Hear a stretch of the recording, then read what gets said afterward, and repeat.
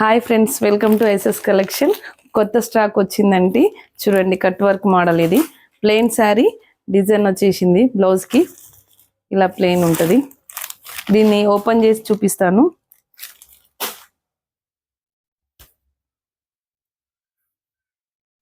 Blouse మొత్తం ఇలా వస్తుందండి.